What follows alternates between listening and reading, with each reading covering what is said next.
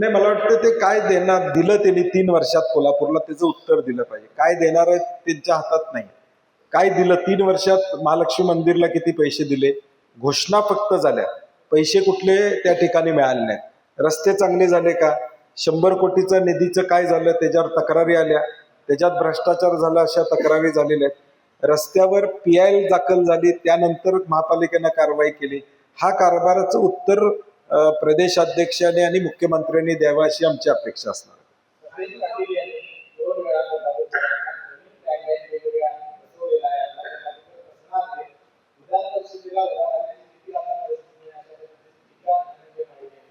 नाही, मला वाटतं ते काय बोलतात त्यांना लक्षात येत नसेल कदाचित. मला वाटतं अशी अवस्था आहे त्यांची.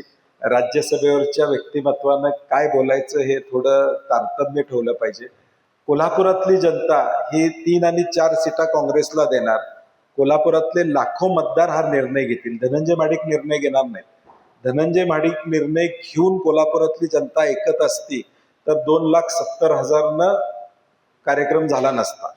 त्यामुळे कोल्हापुरात शहरातली जनता निर्णय घेईल ना की कुणाला बहुमत द्यायचं, काँग्रेसला किती जागा द्यायच्या. एक माणसाच्या बाहेरच्या जिल्ह्यातल्या आलेल्या आणि इथं प्रस्थापित झालेल्या माणसावर हुकमावर हा कोल्हापूर शहर चालणार नाही.